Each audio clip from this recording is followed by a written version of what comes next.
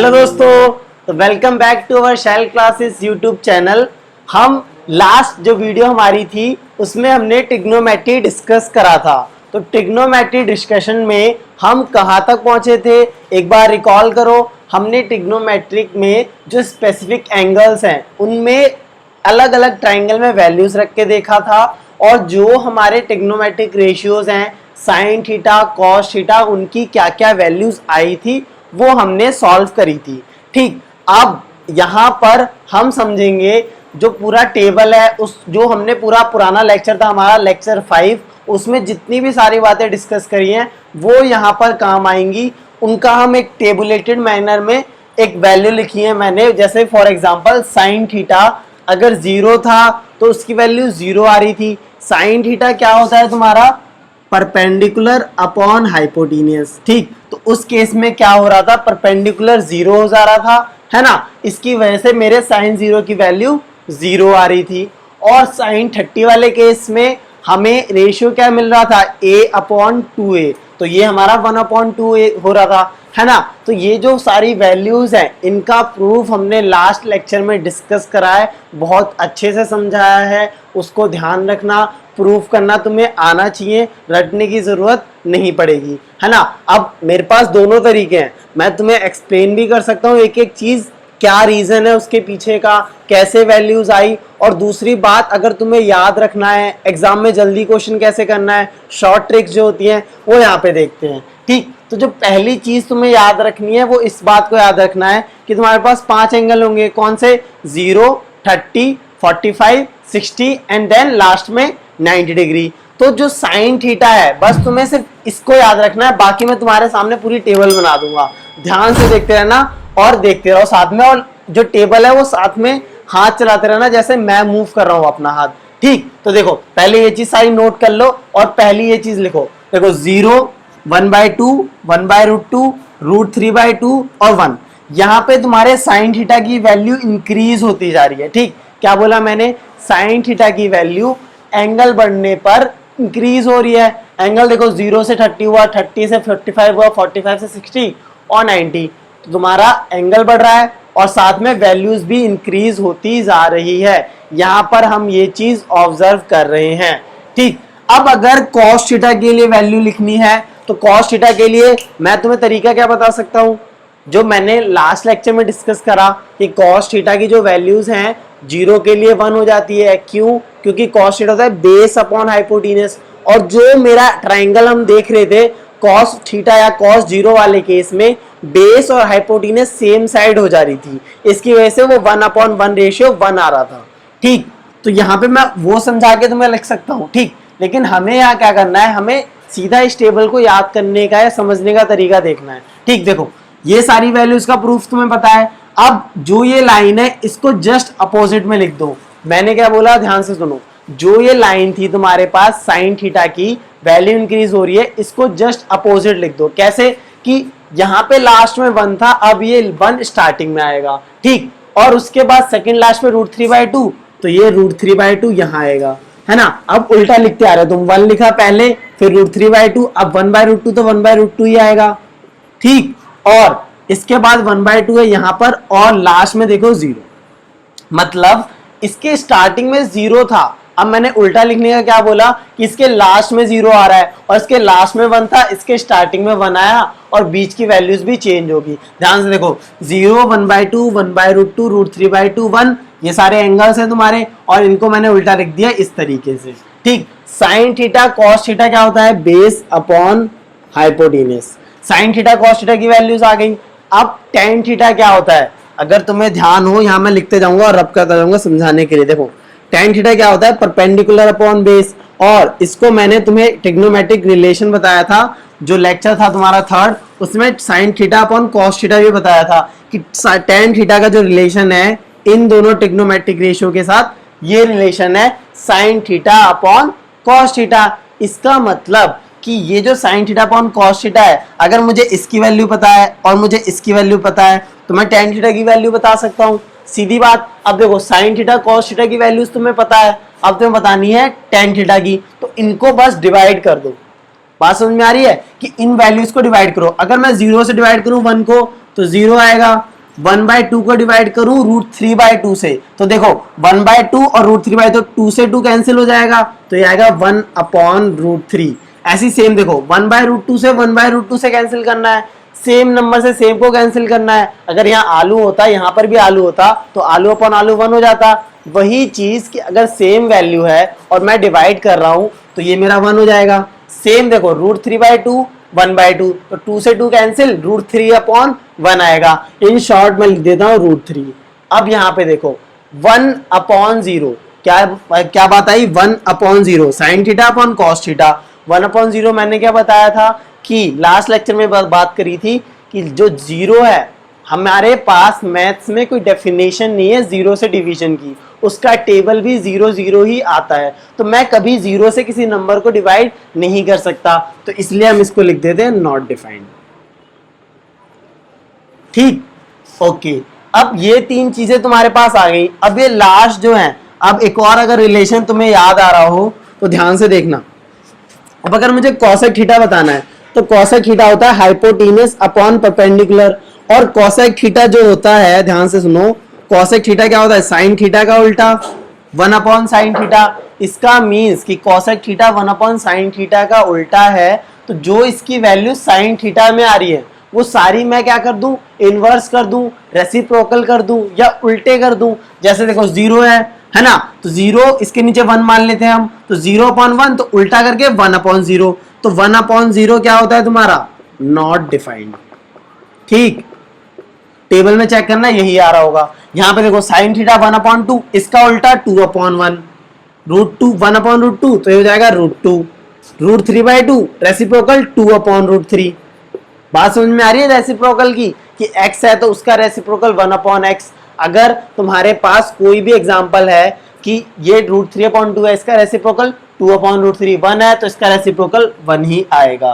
ठीक, अब sec theta क्या होता है, तुम्हें ये चीज भी पता है कि सेक थीटा जो होता है वो कॉस थीटा का उल्टा होता है। सीधी सी बात है, sec theta is equal to 1/cos theta, यानी कि सेक थीटा इसका उल्टा होगा, क्योंकि sec theta hypotenuse upon base होता है। इसका मींस ये इसका उल्टा 1, इसका उल्टा 2/√3, इसका उल्टा √2, इसका 2/1, और ये आ गया तुम्हारा देखो 0 का, इसका आ जाएगा नॉट डिफाइंड। बात समझ में तुम्हें आ रही होगी। ठीक, तो अब लास्ट में तुम्हारे पास कॉट थीटा। तो देखो कॉट थीटा करने के 2 तरीके हैं। कॉट थीटा पहली बार टेन थीटा का रेसिप्रोकल होता है, उल्टा होता है। तुम्हारे पास टेन थीटा की वैल्यूज हैं, तुम इसको रेसिप्रोकेट कर सकते हो, या फिर तुम cos theta upon sine theta भी तो लिख सकते हो, है ना। दोनों तरीके हैं, मैं टेन थीटा से बताता हूँ। तो 0 1/0 होगा, यानी कि ये तुम्हारा क्या होगा, नॉट डिफाइंड। ठीक, अच्छा 30 पे तुम आए तो यहाँ पे टेन थीटा की वैल्यू है 1/√3, तो इसका रिवर्स करो, √3/1 होगा, या √3 डायरेक्ट लिख दो, 1 आ गया 1 आ गया, √3 का उल्टा 1/√3। और नॉट डिफाइंड का मतलब 1/0 था, इसका उल्टा करूं तो ये हो जाएगा तुम्हारे पास 0/1, यानी कि 0। ठीक, तो cot 90 तुम्हारा क्या होता है, 0। थोड़ा सा ऊपर ये लाइन में लिख दूं 1/√3, और ये हो गया तुम्हारा 0। ठीक, तो ये तुम्हारे पास टेबल थी पूरी। इस टेबल को ध्यान से देख लो, याद करने का तुम्हें तरीका बता दिया मैंने। इन सारी वैल्यूज के प्रूफ लास्ट लेक्चर में डिस्कस करे हैं, अगर तुम्हें प्रूफ चाहिए तो वहां से भी समझ सकते हो, और अगर ध्यान रखने एग्जाम में तुरंत एक तरह से फिंगर टिप्स पे रखने वैल्यूज, तो वो यहाँ से समझ सकते हो। ठीक, तो ये टेबल तुम्हें याद करनी है, कैसे भी समझनी है, बस तुम्हें सिर्फ साइन थीटा की वैल्यूज याद करने को मैं बोलूंगा, क्योंकि साइन थीटा की वैल्यूज याद कर ली तो तुम कॉस थीटा को जस्ट उल्टा लिख देना और टेन थीटा को इसको डिवाइड कर देना, है ना। अब एग्जाम में, अगर एग्जाम में क्वेश्चन आता है, ठीक, एग्जाम में क्वेश्चन आता है तो सबसे पहले इस टेबल को ड्रॉ करके देख लेना, या ड्रॉ करना सीख लो। ठीक, 1-2 बार ड्रॉ करोगे, मान लो इधर से तुमने मन भर गया पढ़ते पढ़ते, तो एक बार सोचो चलो टेबल ड्रॉ करके देखता हूँ क्या मुझसे सॉल्व हो सकता है, या मैं ड्रॉ कर सकता हूँ टेबल, फिर मैच करना। ठीक, तरीका क्या है, पहले इसको 0 1/2 1/√2 √3/2 और 1 ये याद रखना। ठीक, प्रूफ सब दे चुका हूं, अब याद करने को इसलिए बोल रहा हूं, अगर तुम्हें प्रूफ नहीं समझ में आए या एग्जाम में तुम्हें जल्दी से आंसर करना है तो इसे याद करना होगा। ठीक, तो ये तुम्हारा आ गया, ये आ गया। अब इसको जस्ट उल्टा लिखेंगे तो मेरा कॉस थीटा की वैल्यूज आ जाएंगी। ठीक, और इनको हम डिवाइड करेंगे तो tan थीटा। फिर बाकी जो तीनों रेशियो हैं वो इन तीनों के ही उल्टे होते हैं या फिर रेसिप्रोकल होते हैं। इतनी बात जो है इस ट्रिग्नोमेट्रिक रेशियो में थी, इस टेबल के अंदर थी। तो अब तुम्हें इसको याद करने का तरीका आ गया होगा। अब हम कुछ क्वेश्चंस डिस्कस करेंगे, कुछ एनसीईआरटी के लेंगे, कुछ जो प्रीवियस ईयर्स में आए हैं, एग्जाम में सीबीएसई ने पूछे हैं उनको। अब टेबल को तुम्हें एक दो बार बना के देखना होगा, अपने आप जो है याद हो जाएगी। सिर्फ पहली लाइन याद रखनी है बस। बहुत आसान तरीका बताया मैंने तुम्हें, ठीक। तो अब क्वेश्चन कैसे आ सकते हैं उस टेबल से? डायरेक्ट तुम्हें इवेल्युएट या फिर उसकी वैल्यू पूछ सकता है या प्रूफ करने को देख सकता है। तो जितने भी टाइप ऑफ क्वेश्चन होंगे यहाँ पे डिस्कस करेंगे हम। तो पहला टाइप क्या है, इसमें जो एक्सप्रेशन तुम्हें दे रखा है उसकी वैल्यू बतानी होगी।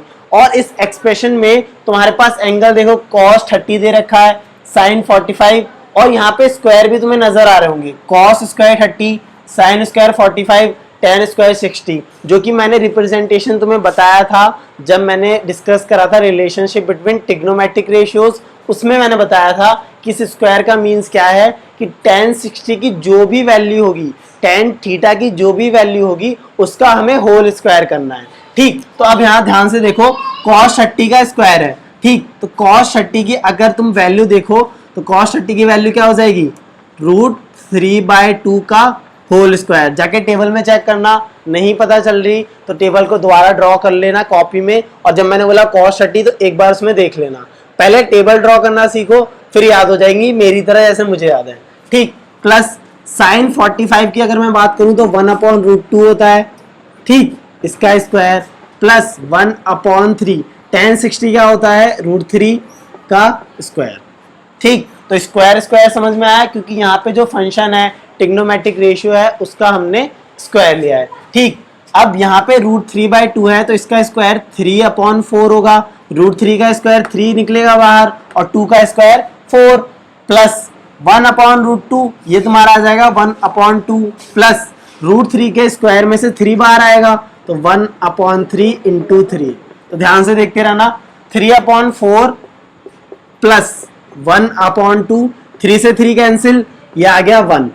अब बस सिंपल तुम्हें एलसीएम लेना है, 4, 3 प्लस ये कितना हो गया 2 प्लस 4, तो 3, 2, 5, 4, 9, तो तुम्हारी वैल्यू आएगी 9/4। यहाँ पे तुमने जो है इस जो ये एक्सप्रेशन था तुम्हारे पास गिवन था उसकी वैल्यू तुमने सॉल्व करी। या तो तुम टेबल ड्रॉ करना सीख लो या फिर वैल्यूज याद करना सीख लो। अब वैल्यूज तुम ऐसे याद करने बैठोगे मेरी गारंटी नहीं याद हो पाएगी, क्योंकि ऐसे तुम्हें डायरेक्ट याद नहीं होगी। अगर तुम प्रैक्टिस ज़्यादा करोगे, जितनी ज़्यादा वैल्यूज देखोगे, जैसे मेरे को अभी याद है वैसे ही याद हो जाएगी। सबसे पहला काम टेबल ड्रॉ करना सीखो कि टेबल कैसे ड्रॉ करनी है। पहली लाइन याद रखो, उसके बाद cos theta just opposite, then sin theta और cos थीटा का रेशियो tan थीटा होगा तुम्हारा। बाकी जो नीचे के तीन है वो तो एक दूसरे के रेसिप्रोकल ही हैं, तो बहुत आसान है टेबल याद करना भी, ठीक। अब इतनी बात करने के बाद सेकंड क्वेश्चन देखो। सेकंड क्वेश्चन भी इसी टाइप का है, बस इसमें डिवीजन कर रखा है। मींस तुम ऊपर सॉल्व करो, नीचे सॉल्व करो और जो आंसर आया उसका डिवीजन कर दो, है ना। ध्यान से देखते रहना। sin 30 की वैल्यू होती है 1/2। अपना जो टेबल ड्रॉ करी है, क्वेश्चन किसी को भी करने से पहले टेबल ड्रॉ करना, ठीक। sin 30 की वैल्यू होती है 1/2 प्लस tan 45 की 1 माइनस cosec 60। अब देखो cosec 60 की मान लो मुझे नहीं याद, ठीक, मुझे नहीं याद, लेकिन मुझे sin 60 की याद है।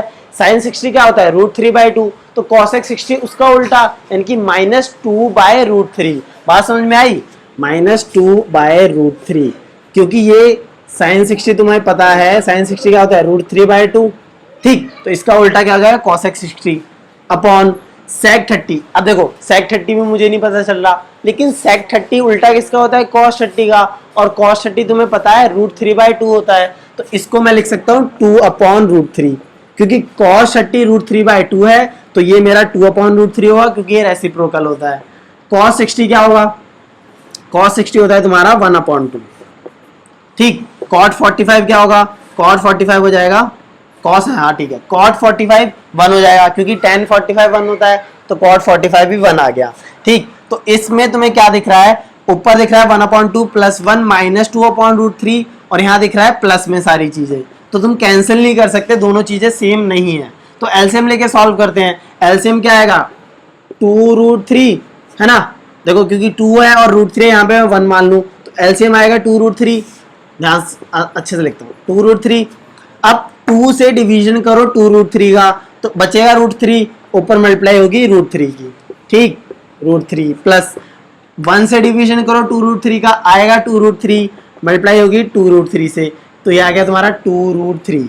और यहाँ पे देखो माइनस का √3 से डिवीजन करूं इसका तो √3 से डिवाइड करूंगा तो √3 कैंसिल, बचेगा 2 तो 2 से मल्टीप्लाई हो जाएगी -4 अपॉन। अब इसमें देखो इसमें भी एलसीएम आएगा 2√3 क्योंकि देखो ये आ गया √3 2 और 1 तो इसमें मल्टीप्लाई कर लो।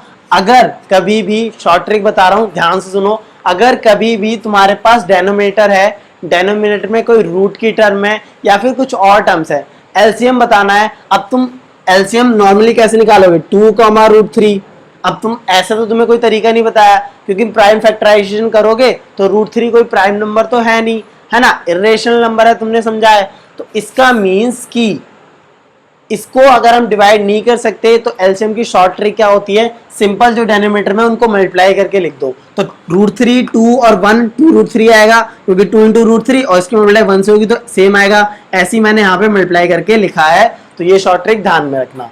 √3 से मैंने डिवीजन करा √3 का तो 2 आएगा, तो मल्टीप्लाई 2 से हो गई 4। 2 से डिवीजन करा इसका, 2 से 2 कैंसिल तो √3 बचेगा इंटू √3, ये आ गया प्लस √3 प्लस यहाँ पे प्लस है 1 से डिवाइड करा 2√3 आएगा, ठीक। 2√3 से मल्टीप्लिकेशन होगा क्योंकि 1 से जब तुम डिवाइड करोगे इस टर्म को तो 2√3 आएगा, ठीक। अब तुम्हें क्या दिख रहा है कि 2√3 से 2√3 कैंसिल हो जाएगा क्योंकि मैंने जब बोला था तुम्हें डिवीजन में कि इसकी मल्टीप्लाई इससे होती है, इसकी मल्टीप्लाई इससे होती है, ये 2√3 अल्टीमेटली ऊपर जाएगा और ये 2√3 नीचे ही रहेगा। तो मैंने क्या बोला था, अगर ऐसे अल्टरनेट पर है, देखो इसको ये आया, इसको छोड़ के इस पे आया, तो वो दोनों अगर सेम है तो कैंसिल हो सकते हैं, डिवीजन में रहते हैं, ठीक। तो तुम्हारा आंसर क्या आएगा, आंसर मैं लिख रहा हूं यहाँ पे ध्यान से देखना क्या है, √3 + 2√3, तो √3 + 2√3 क्या होगा 3√3 - 4, है ना। अरे भाई देखो ये √3 था, इसके 1 मान लूं तो ये √3 है, √3 है। अगर किसी के बीच में मान लो ये √3 आलू है, ठीक, तो ये 1 आलू और ये 2 आलू, तो 3 आलू होंगे ना। तो √3 + 2√3, यहाँ पे 1 माना मैंने, 1 √3 + 2√3 यानी कि 3√3, तो 3√3 - 4 अपॉन 4। अब देखो इसमें देखो 4 तो एज इट इज आ जाएगा, प्लस यहाँ पे देखो दोबारा से 1 आलू दूसरा आलू यानी कि √3, 1 √3 और 2√3, तो ये आ गया 3√3। ये तुम्हारा आंसर होगा इस एक्सप्रेशन का, ठीक। तो इंपॉर्टेंट क्या समझ में आ रही है चीज, कैलकुलेशन है ना। और जो तुमने टेबल ड्रॉ करी है, टेबल ड्रॉ करना सीखा है, जो स्टार्टिंग का पार्ट है उसको 2 बार देख लेना, पक्का याद हो जाएगी, ठीक। तो ये तुम्हारा था फर्स्ट टाइप ऑफ क्वेश्चन जिसमें तुम्हें एक्सप्रेशन दे रखा होगा, वैल्यू पुट करनी होगी। अब देखते हैं सेकंड टाइप ऑफ क्वेश्चन क्या होता है इसमें। अब जो सेकंड टाइप ऑफ क्वेश्चंस हैं, इन क्वेश्चंस में तुम्हारे पास क्या होगा कि कुछ एक्सप्रेशन दे रखे हैं, किस तरीके से कि a और tan a + b = √3 है, tan a - b 1/√3 है, और कुछ कंडीशंस दे रखी है जिसमें बताना है a और b की वैल्यूज। मतलब a और b क्या है, कुछ एंगल्स हैं जिनका समेशन या एडिशन करके कुछ वैल्यू आई है और माइनस करके tan लगा के कुछ वैल्यू आई है।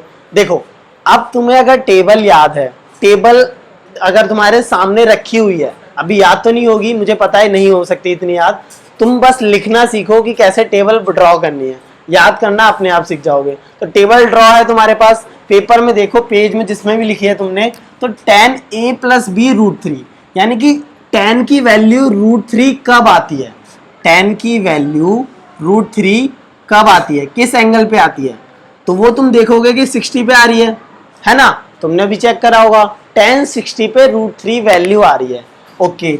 और क्वेश्चन में तुम्हें पता है दे रखा है tan a + b = √3, तो ये चीज तुम्हें पता थी, ये चीज तुम्हें गिवन है। अब अगर मैं इन दोनों, मान लो ये इक्वेशन फर्स्ट, इक्वेशन सेकंड, इनको कंपेयर करूं तो tan 60 degree is equal to √3, tan a + b is equal to √3, यानी कि a + b और ये 60 बराबर होगा, तभी तो ऐसा जादू हो रहा है जो तुम देख रहे हो कि भाई tan तुम्हारा ट्रिग्नोमेट्रिक रेशियो है, tan तुमने 60 डिग्री का लिया तो √3 आ रहा है, और tan जब इन दोनों एंगलों का लिया तो भी √3 आ रहा है। इसका मीन्स कि a प्लस बी तो 60 डिग्री के बराबर होगा, तभी तो ये √3 वैल्यू आ सकती है, यानी कि a प्लस बी 60 डिग्री हो गया। ये तुम्हें एक चीज मिली, एक चीज पता लगी कि हमें अगर वैल्यू बतानी है a और b की, तो ये चीज पहली बात हो गई।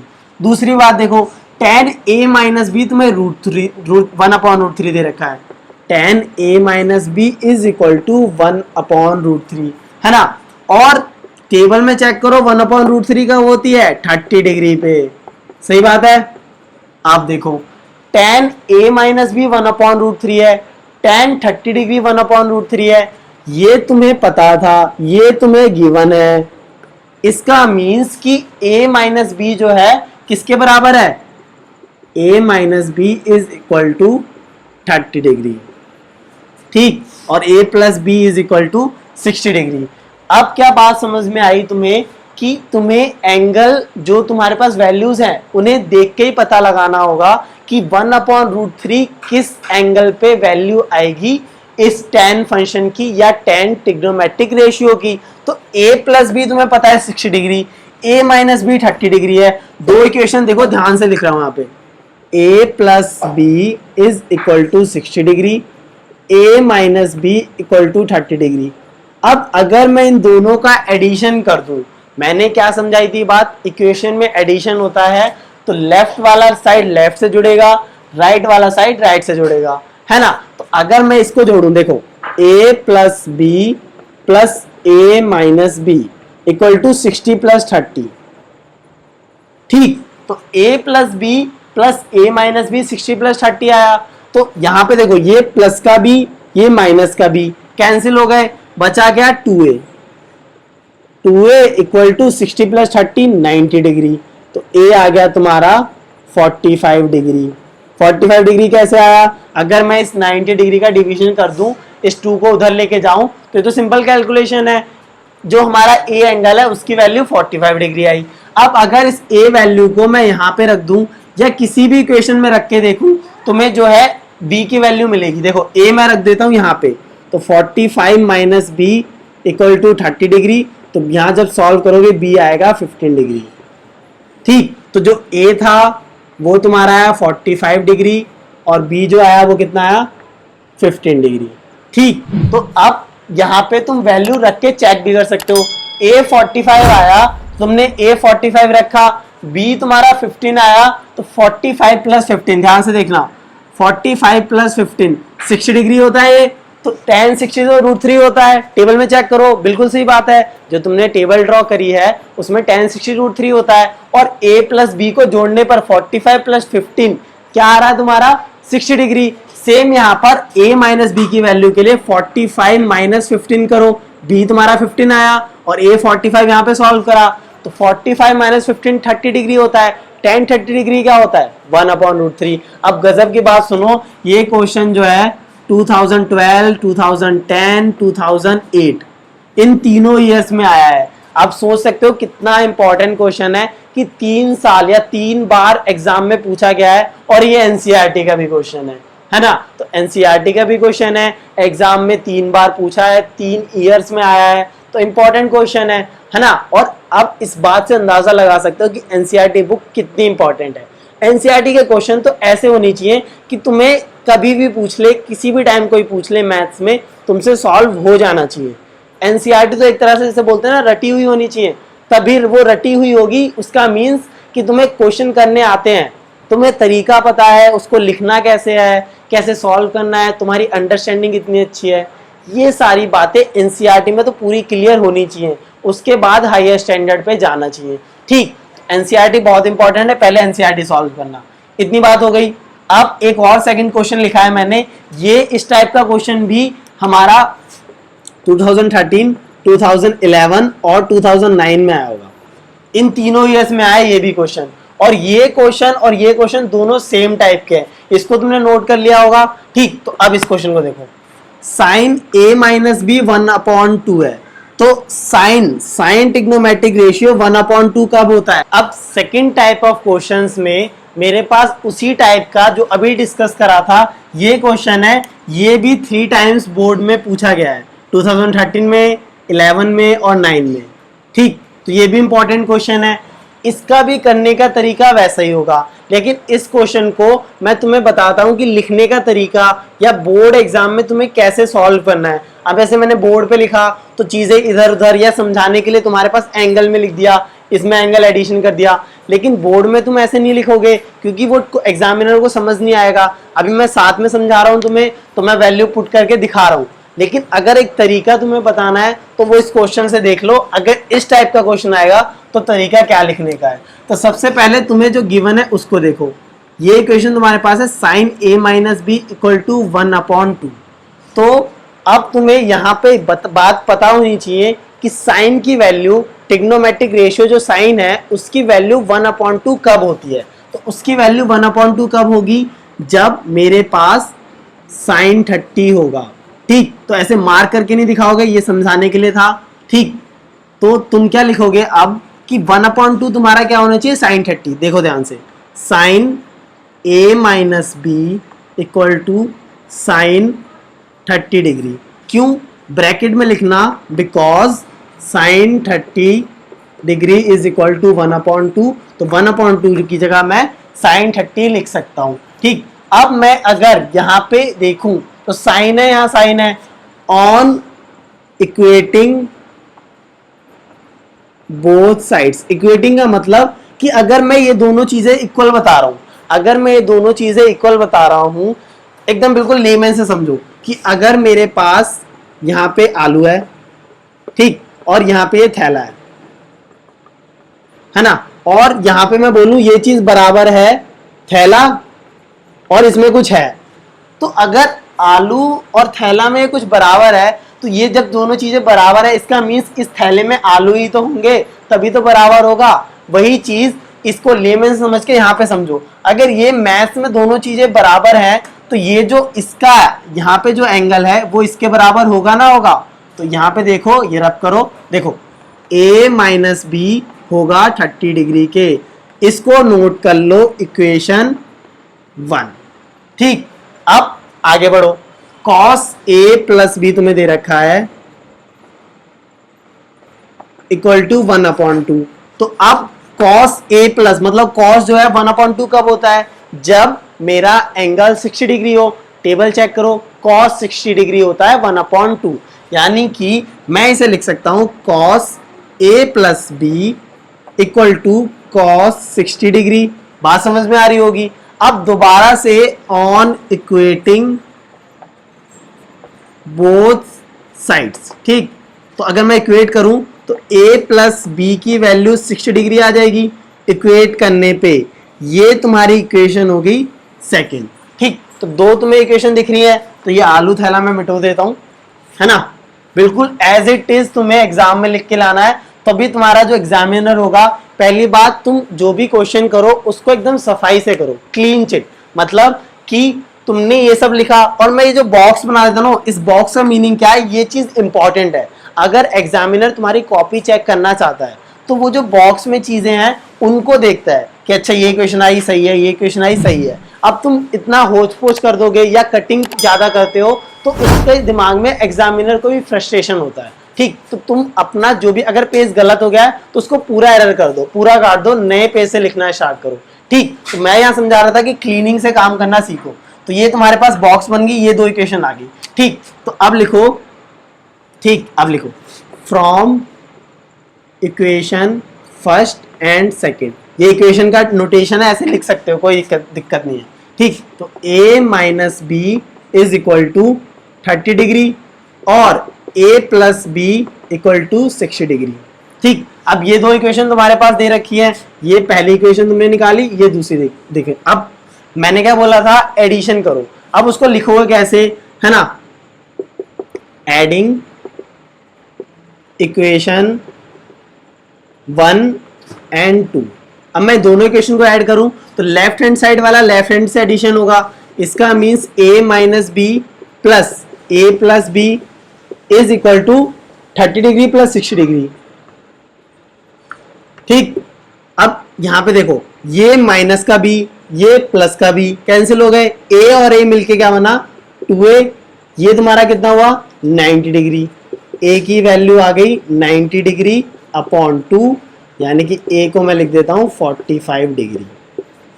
ये तुम्हारा क्या हो गया, पहला। ये क्या है तुम्हारा आंसर किसका, find the values of A and B. A तुमने निकाल लिया है ना, ये तो एक आंसर हो गया है ना, तो ये तुम्हारा एक आंसर हो गया। अब तुम्हें सॉल्व करना है बी की वैल्यू के लिए। तो देखो तुम किसी भी इक्वेशन में रख के देखना, वैल्यू सेम आएगी। अब मैं मान लो जो ए वैल्यू है इसकी, अब लिखता हूं मैं पुटिंग वैल्यू ऑफ ए, ठीक, जो ए की वैल्यू है इन इक्वेशन 2। अगर मैं 2 इक्वेशन में इसकी वैल्यू रखूं तो ध्यान से देखो 45 डिग्री होगा, ए की जगह पे 45 degree plus B as it is, और 60 डिग्री भी एज इट इज सेम आ जाएगा। ठीक, अब मैं बी की वैल्यू निकाल लूं तो 60 डिग्री माइनस 45 डिग्री, बी तुम्हारा आ जाएगा 15 डिग्री। ये तुम्हारा एक आंसर हो गया। ठीक, तो ए की वैल्यू 45 डिग्री, बी की वैल्यू 15 डिग्री, और जो तुम्हारा आंसर है मैंने उसको स्क्वायर ब्रैकेट में दिखाया है, और जो इक्वेशन इंपॉर्टेंट थी वो दिखाया है। तो तुमने ए और बी की जो है वैल्यू सॉल्व कर ली। ये एग्जैक्ट तरीका है जो तुम्हें बोर्ड्स में सॉल्व करना है। बाकी शॉर्ट ट्रिक्स तुम कितनी भी लगा लो, जितनी प्रैक्टिस करनी है करो, लेकिन तरीका लिखने का आएगा तो एक साफ सफाई होती है ना, तो वो जो शीट होती है आंसर शीट, वो अलग ही दिखती है एक टॉपर की। ठीक, तो अगर तुम्हें वो बनना है तो अपने काम में जो भी तुम काम कर रहे हो उसमें क्लीनिंग लाओ, एकदम साफ साफ काम करो, इतनी काटा पीटी मत करो। भले एक आंसर लिखो लेकिन सोच के लिखो, एकदम ब्लैंक माइंडेड नहीं, कुछ भी फॉर्मूला लगा दो, जल्दबाजी में करो। ठीक, तो इस तरीके से तुम्हें सॉल्व करना है। स्पीड आएगी पर पहले एक्यूरेसी लाओ। आंसर करो भले ही 1 घंटे में करो, लेकिन सही आना चाहिए, बाद में स्पीड अपने आप आएगी। ठीक, तो ये क्वेश्चन की पूरी कहानी थी।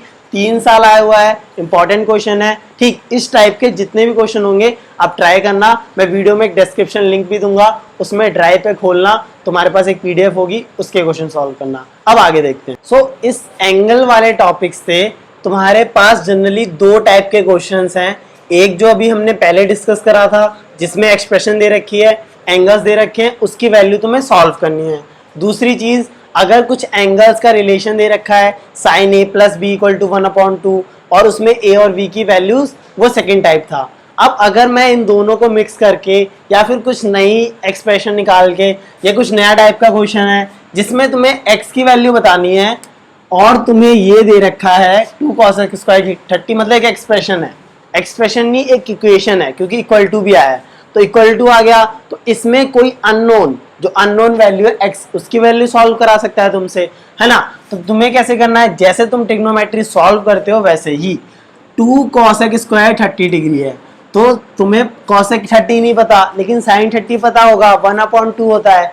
तो इसका जस्ट मैं उल्टा कर दूं तो मेरा cos x आ जाएगा, तो 2 into cos x square, cos x 30 का स्क्वायर, cos x 30 2/1 या फिर 2 इसका स्क्वायर, प्लस टेबल में चेक करना, दिख जाएगा कि cos x 30 क्या होता है, 2 होता है।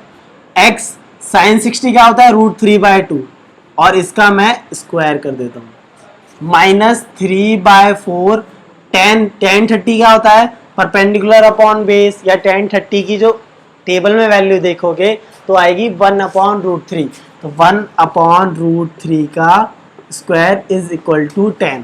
ठीक, अब देखो इसमें सॉल्व करो, 2 इंटू 2 का स्क्वायर क्या आ जाएगा, 4, तो 2 इंटू 4 प्लस, ध्यान से देखते रहना, x √3 का स्क्वायर करूं तो मैं 3 आ जाएगा, 2 का स्क्वायर करूं तो 4 आ जाएगा, -3/4 डॉट 1/√3 का स्क्वायर, यानी कि 1/3, क्योंकि √3 का स्क्वायर तो तुम्हारा 3 आ जाएगा, 1 का स्क्वायर 1 रहेगा, इक्वल टू 10। ठीक, ये तुम्हारा हो गया 8, ये हो गया तुम्हारा 3x/4, ये चीज होगी 3 से 3 कैंसिल, -1/4 इक्वल टू 10। अब इस 8 को मैं उधर लेके जाऊं तो 3x/4, या जो सारी टर्म्स है मैं उधर ले जाता हूं। तुमने सॉल्व करने का तरीका सीखा होगा, क्या चीज, कि जो मेरे कांस्टेंट टर्म्स हैं, कांस्टेंट मतलब देखो -1/4, 8 और 10, इनको एक साइड कर लो, और जिसमें वेरिएबल आ रहा है, जैसे ये x आ रहा है, उसको एक साइड रखो। ठीक, तो 10, 8 इधर प्लस में था लेफ्ट हैंड साइड में, जब मैं इसे राइट साइड में लेके जा रहा हूं तो ये हो गया माइनस का 8, -1/4 था तो प्लस का 1/4। ठीक, अब मैं एलसीएम लेके सॉल्व करता हूं, 10, अब देखो एलसीएम नहीं आएगा, एलसीएम लेता हूं मैं 4, एलसीएम 4 आएगा, देखो 1 1, तो तुम डायरेक्ट मल्टीप्लाई कर सकते हो या एलसीएम सॉल्व करोगे तो भी 4 आएगा, एलसीएम 4 आ गया। 1 से तुम इसे डिवाइड करो तो आता है 4, तो 4 से मल्टीप्लाई होगी। सेम 1 से डिवाइड करो तो 4 से मल्टीप्लाई होगी, और 4 से डिवाइड करोगे तो यहाँ 1 आएगा। ठीक, अब 10 4 जा 40 माइनस 8 4 जा 30, और 4 से डिवाइड करोगे तो 1 आ जाएगा, +1। ठीक, और यहाँ पे देखो ये 4 है, ये 4 है, ये कैंसिल हो जाएंगे क्योंकि ये 4 जब इधर मल्टीप्लाई में जाएगा तो ये कैंसिल हो गए, है ना। तो ये आ गया तुम्हारा 3x इक्वल टू 8 + 1। ठीक, 8 + 1 क्या होता है 9, 3x इक्वल टू 9, तो x तुम्हारा क्या आएगा 9/3, तो सीधी सी बात है x की वैल्यू आएगी 3। तो ये एक न्यू टाइप का क्वेश्चन है, हो सकता है तुम्हारे नए जो आपके बोर्ड्स हैं जो 2021 में होंगे उसमें इस न्यू टाइप का क्वेश्चन आ जाए, जिसमें तुम्हारा जो वेरिएबल चीज़ है उसकी वैल्यू सॉल्व करानी हो और तुम्हें जो ट्रिग्नोमेट्रिक रेशियो की एक इक्वेशन दे रखी हो। तो इस लेक्चर में हमने जितने टाइप के क्वेश्चन हो सकते हैं ट्रिग्नोमेट्रिक रेशियो के स्पेसिफिक एंगल्स में, जो भी वैल्यूज हैं उनकी तुम वैल्यू पुट करो, है ना, वो सारी चीजें हमने डिस्कस कर लिए जितने टाइप के क्वेश्चन होंगे। अब तुम्हारा काम क्या है, मैं ड्राइव लिंक तो दूंगा ही, वो सब सॉल्व करना, लेकिन उससे पहले जो तुम्हारे पास सबके पास बुक है एनसीईआरटी की एक्सरसाइज 8.2 एक बार ट्राई करना इस वीडियो के बाद, तुमसे सारे क्वेश्चन जो है एकदम स्मूथली सॉल्व हो जाएंगे। ठीक, तो इस लेक्चर में इतना ही था। अब नेक्स्ट लेक्चर में हम डिस्कस करेंगे कॉम्प्लीमेंट्री एंगल। तो ये जो वीडियो अगर अच्छी लगी हो तो अपने दोस्तों के साथ शेयर कर देना। Thank you.